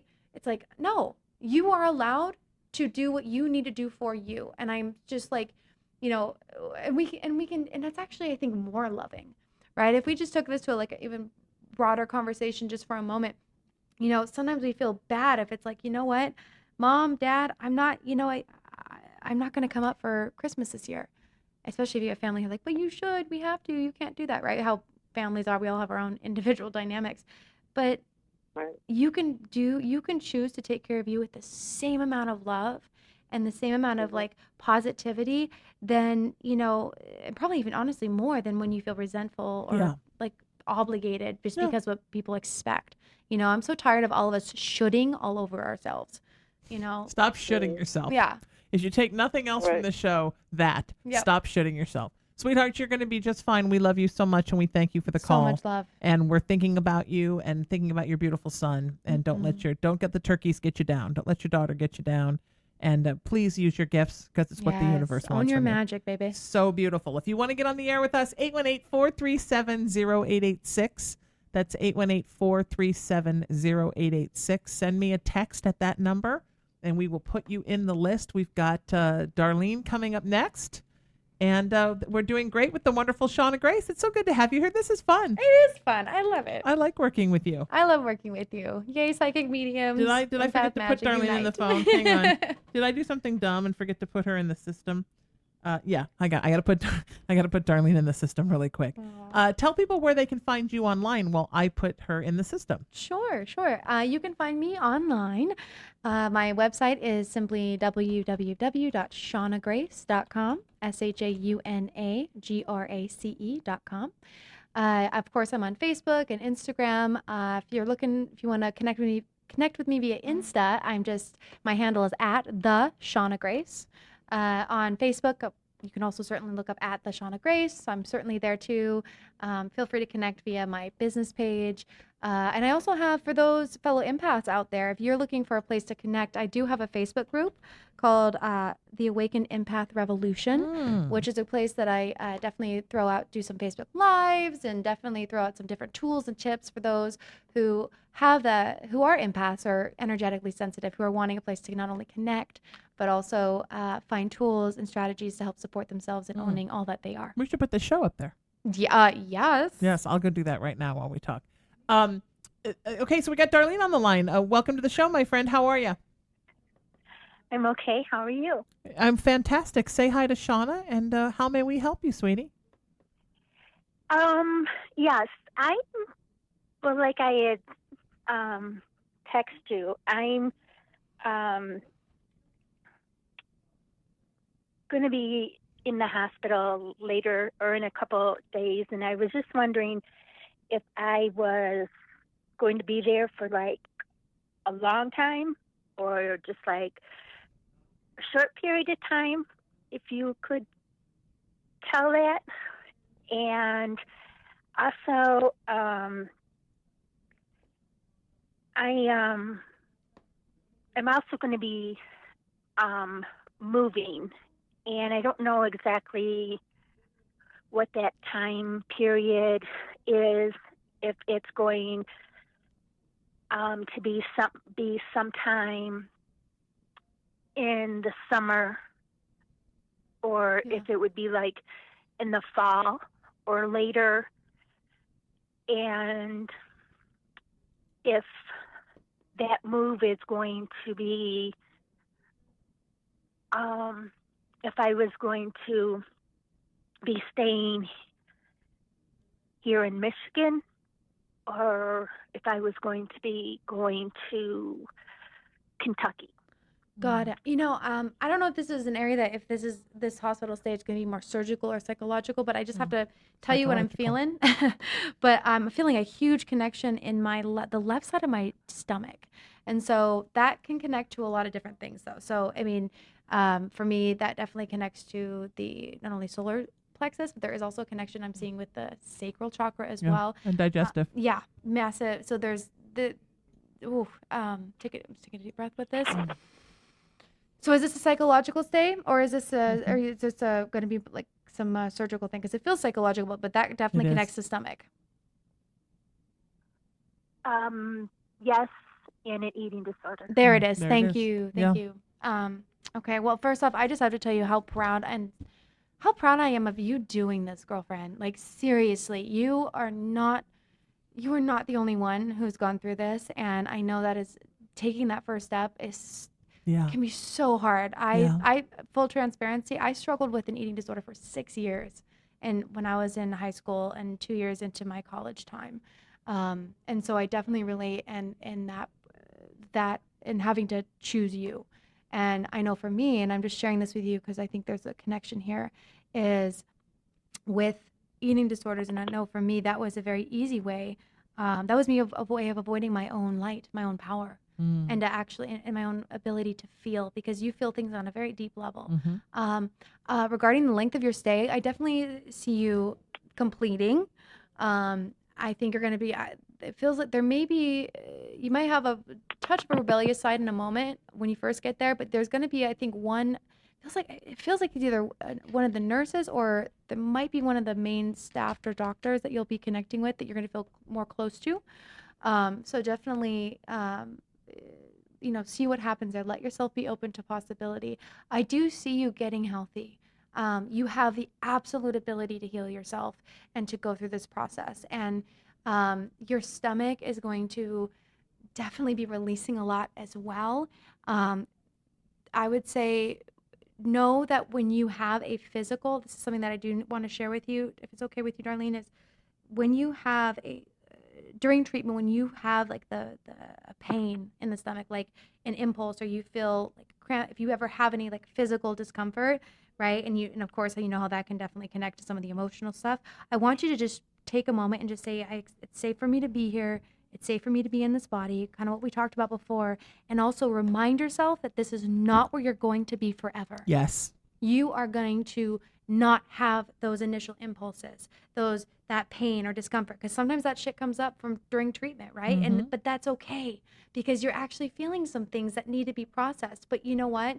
You are so unbelievably brave and strong, and I'm just seeing you like absolutely connected and surrounded not only with some angelic energy, but I also feel a little bit of elemental, like fairy. So to me, that's definitely also a sign for you to be, if you can, connect with nature while you're in that, in treatment. And you have the capacity to live a full, wonderful, healthy life. Allow yourself, say yes to you. Absolutely. It's safe for you. Absolutely. And sweetie, learn not to worry so much and worry about being out of control, because all that has done has spun you into this situation where you're completely out of control. So allow that and find your strength in this. Sometimes you have to go to the place that scares you the most to come back. So let yourself go to that scary place, and then realize that giving the control up is how you really get the control, love. Yeah. So it's perfectly okay it's wonderful that you're doing this, and it's a good place for you to be, as scary as it is, because it's going to be a place where you're going to emerge, sweetie, like a phoenix from the ashes, and realize that the real control that you've always sought is inside of you, and it comes from letting go. Does that make sense? Yeah. You know? I just want to hold you Me and too. just hug you so much. We both much. just want to hug you. Because I get, girlfriend, I get it. I get it. And, there are so many other people listening and watching who get it. And I know, Sheena, you get it. We get it. I get it. Oh, I had an eating disorder. Ooh, yeah. But. Not the same kind Shauna had, probably, because Shauna's made her hot, and my kind just made me fat. Oh, so, Lord. Same thing. It is, well, that we could have, there are so many elements, and it all comes down to the same root. I can tell you that. And you're beautiful. And I just, there's something else. One of your people is trying to come through. One sec, Darlene. Just take a nice deep breath for me, Darlene. Take a nice. Darlene, you're gonna learn to enjoy this day, sweetheart. It's gonna be like almost like a spa for after a while for you. You need a break from everything you're holding on to and everything you're trying to control. And this is going to give you that break. You're going to just get to spend time with yourself. Yeah. Let yourself explore too, if you're willing, Darlene. Look into just connecting with your angels or connecting with your guides. There are so many free resources out there, so many URLs and books, just anything that helps you feel connected to something greater than yourself. And especially with you have such a beautiful, loving energy, and knowing that you can be held with grace within that, I think is going to be so helpful in your healing journey. And there's going to be a moment, I can guarantee you this, should you choose to go forward in this healing process, there's going to come a time where you are going to wake up one day and you're going to look back at what you're about to go into and what you're going to go through. True. And you're going to look back and you're going to say, wow, like, I wish I knew what I know now, but also you're going to be so freaking proud of you because you're going to experience a level of love that I think maybe you haven't quite fully felt either from yourself or from others. Yeah. And you're agree. So worthy of that. Like, and your intuition is going to just expand so much. You're going to be able to hear it and listen to it and be able to look in the mirror and say, you know what? I like myself. I love myself. And I'm worthy of loving myself. Because you're worthy of being here. And it's safe for you to be here. Because, girlfriend, I'm going to tell you this. You would not have incarnated at this time in this life if you were not able to handle every single thing that has been thrown your way. Absolutely. Because you've survived. You're still surviving. Absolutely, sweetheart. You are stronger than you know goodness. And more beautiful than you can imagine. And we're not just blowing smoke up you. No, that's girl. what the universe just told me to say to you. So true. The other thing the universe is saying, sweetheart, is read. Are you allowed to read when you're there? Are you allowed to bring books? Yeah. Oh, thank goodness. Read. Yeah. You're supposed to use this time to just fill your mind and your heart and your soul with as much information as you can, whether it's reading, nonfiction stuff, whether it's just immersing yourself in a fantastic novel, whatever it is. This is your time the universe is saying read. Yeah. This is your time to have an excuse to just be quiet and read. Man, I would give it anything to have time to do nothing but read. So, think of all the good things about this break and all the wonderful things about this time to really spend time with you and grow. Message if you're on Facebook, message. I'm sure Sheena, you're totally down for doing this too. Send either a private message to me or Sheena or both of us, please, and I will send you a list of just some of my top favorite books that I think that are going to be definitely helpful, that you should definitely check out, and I'm sure will be available on Amazon, Audio, Kindle, however way you're allowed to have them. Bring books. Yes. It's good. Hey, that would be awesome. Yeah. Honey, you're going to be okay. We're with you. We're going to go with you the whole time. We'll be with you the whole time. And we will be in contact with you. So you can message us both. You have my cell number. You've got my email. Whatever you need, you let us know how you're doing, okay? Because we love you and we're thinking about you and we want you to be happy and healthy, and then come out and really be the light in the world that you are on the inside, and show the world that light. Get well connected to you so that you can then spend your time helping other people and being a light for others. So we love you. If you want to get on with us, 818-437-0886, that's my cell. And we can get you on the list. We've got a little list we're working through right now. We are going to get Phil on next. Awesome. I just love her.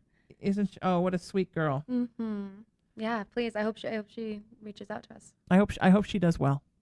Mm-hmm. What an exciting time to have a chance to kind of really fix your life. Oh my goodness. That's a wonderful time. I think we look back at our lives and we think about the times when we actually had the time. We actually made those giant shifts. Oh yeah. Those were some of the best times of my life, and they happened sometimes during a very traumatic time. Yeah. But now looking back, I think, oh my God, thank God for that time, and thank God for the shift. Yeah. So Phil, I'm just putting your number in, sweetheart, and then we're coming for you.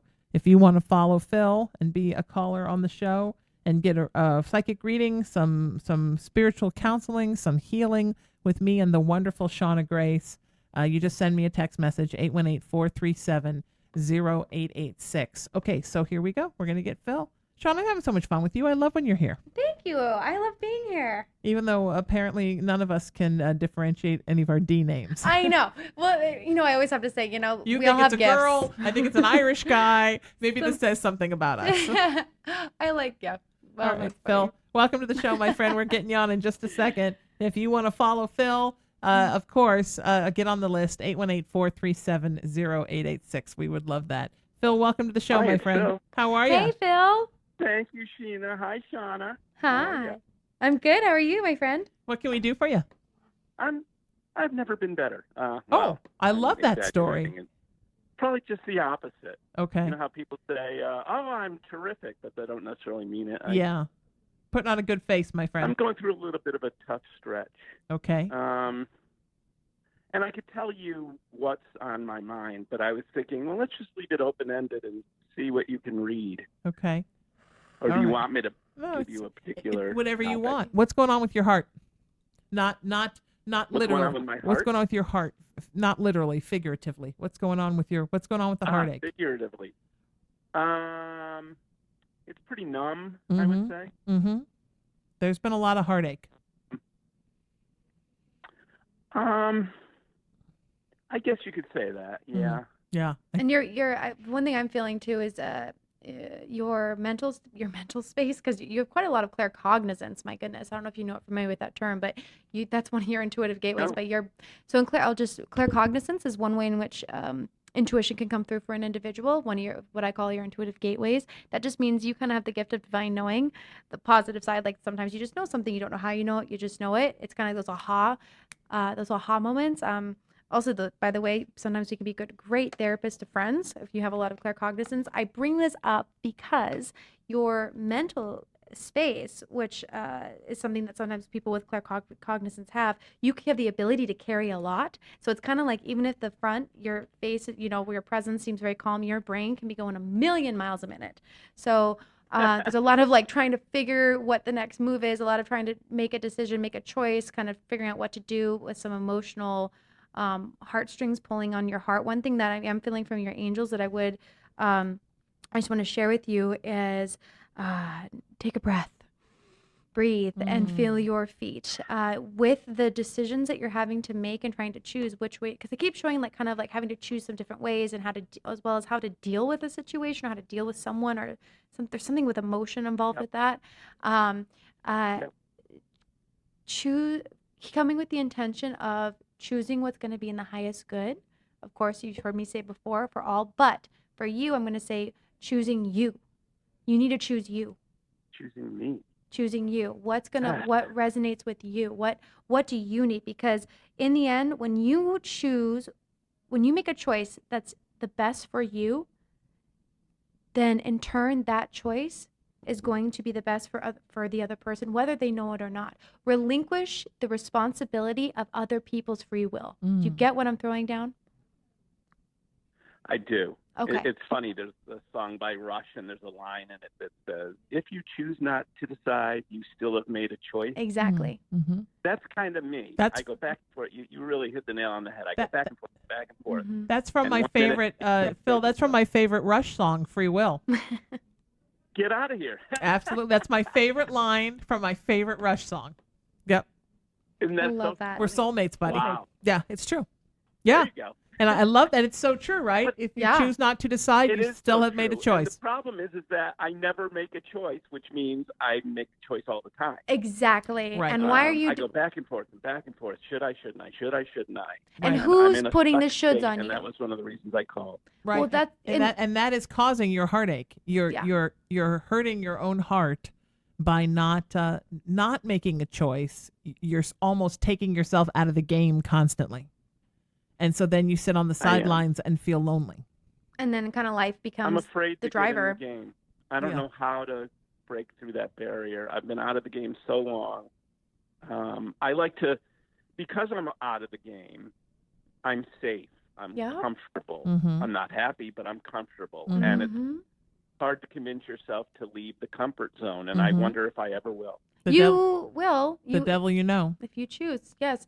I just have to jump in because I'm really excited that you're calling in right now, Phil, because I totally relate to that. I can be really great at indecision. Like I can literally What? should like What? She should said, what? An Aquarius just said yes, like it's so true. Like I mean, full transparency. Like I have to consciously come back to center and give myself permission to make choice for me, because I have done that loop, and and when you've done something for so long, you've hit the nail on the head. When something is like so habitual and those neural pathways are so deep, even if something is not good for you, it feels more comfortable, which means it's going to feel better, even though it's not, than making a choice that's actually going to be in your in your best interest. Why? Because that becomes an unknown.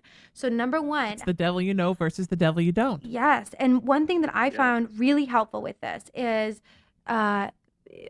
especially if you're someone who's really great at being there for other people, which it feels like you have that. There's a little bit of the obliger in you, where you're able to put other people's needs before yours. Absolutely. Yeah. Mm-hmm. So let's use that. Let's use that to our advantage, right? Because I'm an obliger too. That's part of my nature. I love to give freely, love, help others, and That's why service. we're light workers. Right? And I can, and the other flip side is, if we're not maintaining our own self-care, then we in turn put ourselves last, and we can fully become depleted and feel like complete crap.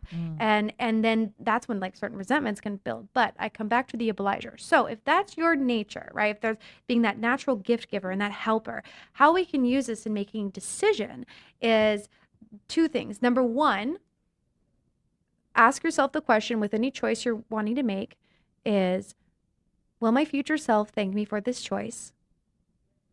Ooh. Will my future self, or you can say, will my highest self thank me for this choice with whatever you're trying to choose? The second, oh yes, I might write that down and put it on a Post-it, right? In your car, in your bathroom, and just give yourself a reminder. You can do this with everything from food choices to comfort, to making a big decision, little decision, all of that. Secondly, another thing that can be really helpful is, if you're someone who's naturally of service, is looking at, if I choose, especially if you're trying to choose between putting someone else's needs before yours, right? And even though you know that if you make this choice and you deep down, you kind of don't want to, but you feel like you're supposed to or obligated. If you're having that, take a moment and think about, well, if I choose what I really would like to do, how will that be able to help the other people? So let me break that down even more simply. Yes. So another way is, when you honor your boundaries, you teach other people how to do the same. So you're actually, by you honoring you're teaching someone else to honor them, and the gift of them learning to honor themselves in a place of love and integrity and authenticity. That can be inspiring and motivation for you. And the other thing too with that, and then because I know, Sheena, you might have some other things to add to this as well. But the other thing is, we have the future self will thank me for it. Looking at, by you choosing you're actually helping someone else, right? Learn how to do the same. I know, right? Because we want to use our nature. We don't want it, because it feels so off when we know we're trying to choose us, but if it's like, we get all in our heads and get all, twisted. But if you use your light, use your heart service space, if your heart, your heart centeredness, as a way of being willing to choose you in a way that's healthy. Because when you are healthy, when you are living for you, when you're taking care of your nervous system, when you're, saying, you know what, I'm done staying in this job that makes me feel worthless and terrible, and this is not where I want to be, and I'm not getting, all the things, and you feel like you're just slowly dying, and you really want to be somewhere else or doing something else, but you're scared to make that choice, as an example. Recognize that by you choosing to go into the unknown, trusting, number one, you do have to allow yourself to trust, but by making that choice, you are going to be able to be of greater service, because you are going to be energetically more aligned with why you came here. We feel like we are stuck and feel shitty and feel cramped and feel like we're stagnant when we're not living on our path that we initially came here to do. versus like, because when you're like, this feels great, and it brings you that joy, brings you that loving support. You're like, I'm doing what I'm meant to do. You have unlimited energy.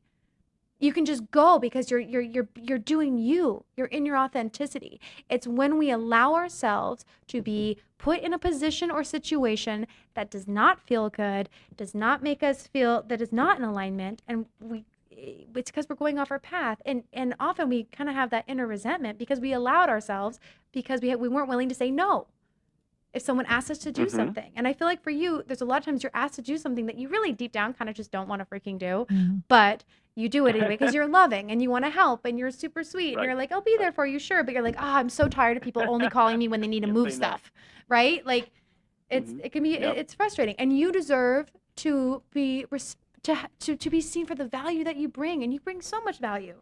So by you honoring that value, that's going to bring you to a higher place, and you're also going to be bringing in more people that are at a higher level that resonate with you because you are honoring your value and knowing you're worthy of boundaries. You're worthy of saying no and choosing something else. I want you to practice saying no. Like, I mean, I know it sounds so basic, and that's in a lot of different books about like. No, I'm not going to do that. Perfect. That was a good one. That was a good one. No. It's like vanilla or chocolate. No, like no, I don't want that. But I also want you to practice saying yes, because I feel To like you, yeah. you've been saying no to the wrong things and not enough yes to the right things. Yes. I mean, it's a two, when you get healthy nutritionally, it's not just about what you don't eat. It's you have to eat the good things and not eat the bad things. There's the rub. And so I feel like you have not been saying yes to enough of the right things because you've gotten burned by saying yes to the wrong things. So now you're like, well, now I'm just going to cover myself up with a cloaking device and take all my toys and go home. Yep. And so again, back on the sidelines where it feels safe and feels comfortable, but it doesn't feel like where you really want to be. And it's many different aspects of your life where you've closed your heart off to the life that you really want to have. And there's no reason why you shouldn't have that life, sweetheart, because the universe wants all of us to live and have our best life, not to have half a life or 5/8 of a life or a sixth of a life, but actually our whole full wonderful life. And I know there are parts of you that you're scared to show people. One, because sometimes people have not reacted well. And two, because there are ways where you just feel like you're too different or people aren't going to understand. Yeah. But you have to. You have to get those beautiful things inside of you out and take them out for a spin where everybody can. You have to put the baby in the stroller and take it out in the neighborhood where everybody can look at it. And be like, this is my baby. Because you just have not done that with the most beautiful parts of you, Phil. And they are beautiful. My goodness. And you need to do that. And you need to do that because that beauty in you will grow the more you let the sunshine hit that stuff. Yes. And that's so important for you, sweetheart. Yeah. You guys are good. Thank you. Thank you. The one last thing This is very helpful. Oh, we're so glad. And Phil, one last thing for you too. Just something to think about as you're making and taking on this next step of choosing you, right? Being able to say yes when you feel like saying yes and no to things that you want to say no to.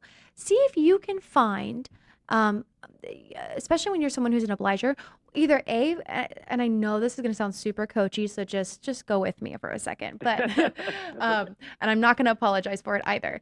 Finding an accountability, some way to someone or somewhere to have in your mind external accountability.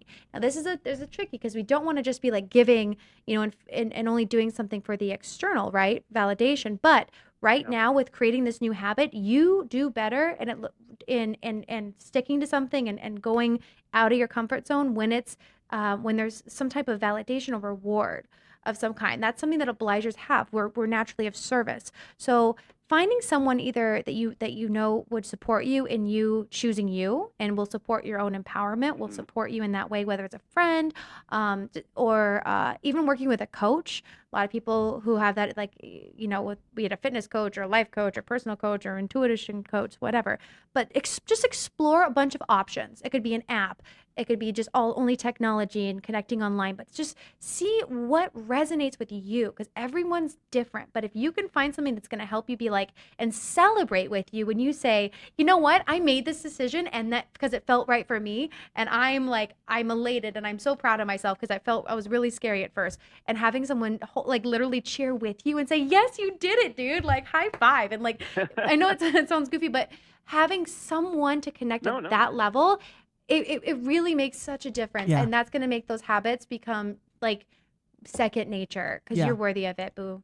So, sweetie, we love you so much and we appreciate this. Please let us know how you're doing. You have our information and we just want the best for you. And that's our show, my friends. Thank you for the healing and the help today, Shauna. Thank you. The wonderful Shauna Grace, everybody. I'm Sheena Metal. This is the Sheena Metal Experience, and we're doing a special broadcast today we like to call Lightworkers Unite. You can find past broadcasts at welightworkersunite.com. If you want the video, audio only, you can go to latalkradio.com or sheenametalexperience.com. My spiritual practice is at IamRaisingYourVibration.com and SheenaMetalSpiritual.com. And my nonprofit, Peace, Love, Kindness, Unity Movement at raisingthevibration.org and at IamRaisingTheVibration.com. Shauna?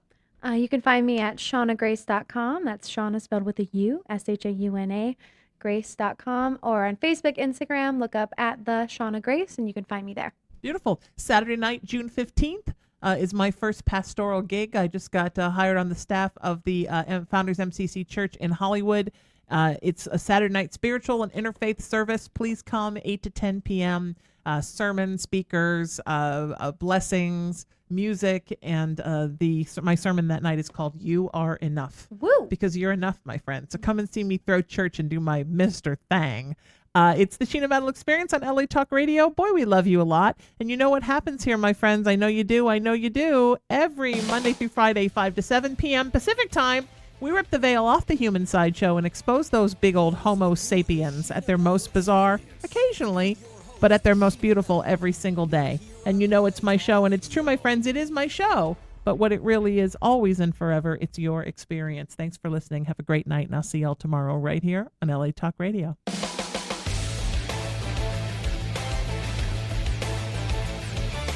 You're listening to the Sheena Metal.